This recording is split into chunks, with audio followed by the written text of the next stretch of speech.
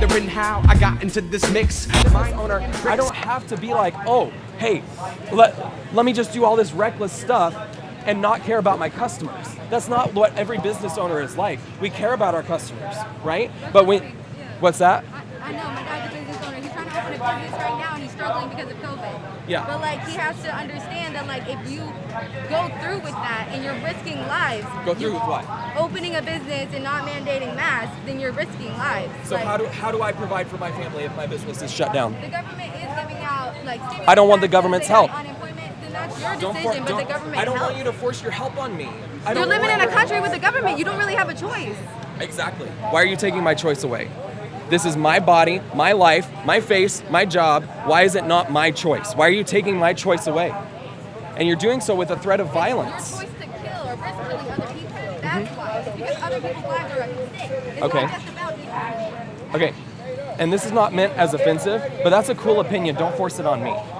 Okay? It's just a difference of belief. I'm more authoritative, you're more libertarian. You're really not going to meet on something like this. I know, I understand that. But all of your opinions on like how society should work, that's fine if you want to get together with like a group of people that think like you and want to like, you know, put their resources together and help each other like that. I think that's a beautiful picture of like what a free market can do if you want to do that. But when you all of a sudden want to force your ideas on how a society should work like that and how like forcing masks on people like me who don't agree with your opinions and beliefs on that, all of a sudden you're threatening me. You are literally threatening me with violence. If I don't listen, I know that's a stretch in your mind, but listen, what's gonna happen if I don't comply? Oh my God. What's gonna happen if I open my business and don't go along with your regulations that get written into law? You get shut down. Yes. And you start for What happens if economics, I all that refuse? stuff. What if I just want to live my life, do my thing? What if I keep living my life like that? They're going to come in and they're either going to fine me, which is violence because they're taking what belongs to me, or if I don't comply, they will put me in a cage, right? And put me in jail, right? Right. Violence. Right. You are advocating violence on me if I don't operate according to your beliefs. Am I wrong? Kind of. Which, here's the thing, sometimes in society, violence is necessary. If you rape somebody, violent things need to happen to you so that doesn't happen again, Right? So if you're right? risking lives, you should get fined so it doesn't happen again. Yes, I agree with that. If you are, like, trying to actively hurt somebody. Which is what you're doing by not mandating masks. You're Except, actively hurting here's the everyone who is difference. voting. Here's the difference, right? So, like, if I were to stab somebody, there's no debate that I just hurt somebody and violence needs to come upon me. Like, they need to take me to jail right now. Right? There's no debate about this. There is a huge debate. People can't even agree. Not even all the doctors can agree about what's going on with coronavirus. You have an opinion. I have an opinion. Everyone has a different opinion. So if we can't come to an agreement here, why should you be able to force it on me? I'm down to come to an agreement, friend. Like, I think, like, if we just wore masks for a short period of time, we could get over this and we don't need them. I don't enjoy it. Bro, I'm sweating right now. I don't enjoy having to sweat all the time. Can I ask you a question? For sure. What do you think about just Galveston just announced that they extended their mask order all the way to September? Galveston just extended their mask order all the way to September. And some people here are arguing that, look, if we, you know, in their eyes, if we don't push back, well, then they're going to just keep doing whatever they can because we've shown that that we'll comply to anything. Like, how do you feel about that mindset?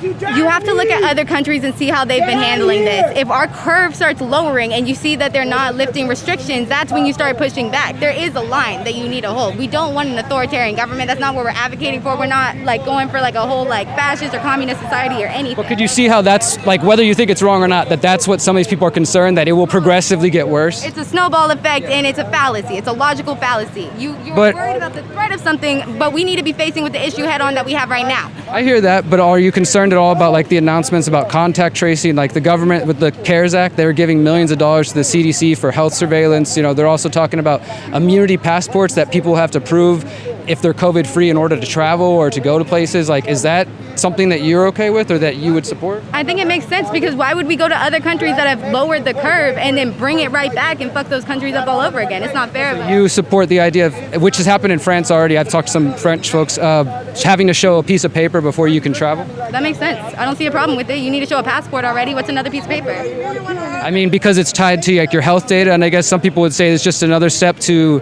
going backwards. Well, I mean, definitely an invasion of privacy if like you, and from one year to the next can go freely where you want. Yeah, you got to show a paper to cross the border, but not just to walk inside any store. But what they're talking about is either a QR code or what they're calling an immunity passport, so that if your kids want to go to school, if you want to open your business, if you want to go travel, if you want to go to work, you would have to show this passport or whatever to prove that you have either been tested free or that you've been vaccinated.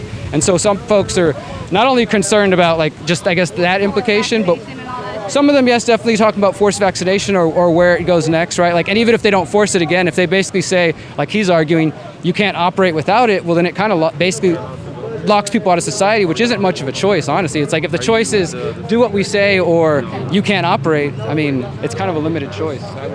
I feel like Trump's limited our choice. He's made it grow so bad. He's cut all funding, federal funding, to testing and researching COVID.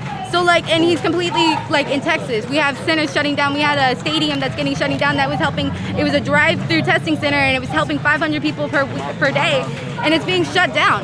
And we see that cases are rising, and right as they're rising, they're going to shut it down. Like, we have ignored the problem, and that is why it's getting so bad. And now they're having to take crazy steps that don't involve a lot of choice, and it's because we've left ourselves no choice. That's my opinion. It has gotten so bad that we've left ourselves no choice. There was a lot of choice in the beginning whenever they opened up Texas. We could have done it a lot slower, and we didn't. People rushed that shit. But when you say we, you mean like the government's making the choices, like people are just following them, right? Like they decide when to open or whatever, like, and you know. Open too soon, and I think everyone like jumped on that bandwagon too soon, because even whenever they were opening things, I was like, I'm not gonna go out there because I know we're not ready for that. So instead of listening to what the law was saying, you decided to make your own personal choice and do what was best for you. Right. I did appreciate the law because it helped me do the necessary things. Like if I needed things, the stores were now open.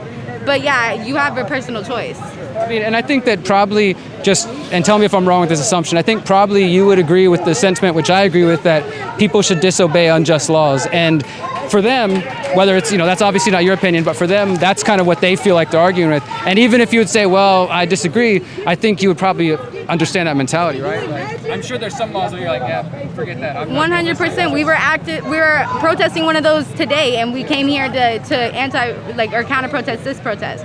And like, I completely get it, but like the choices that they're talking about, being forced to wear a mask, is nothing compared to the trans health rights that have been taken away, or the fact that you have immigrant children being locked in cages. Where were these people during that?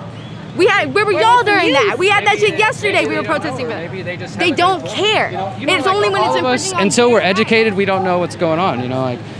So it could just be. You hear them yelling "Blue Lives Matter"? I heard that. I definitely don't. I wasn't one of those people, and I'm not here as a Trump supporter. I think hopefully understand that. I'm here to get people to see that there's a conversation. I appreciate that he was trying to come and that you're willing to listen. I really do that's all. The conversation. Like, I do respect your opinion. Yeah. Like it's.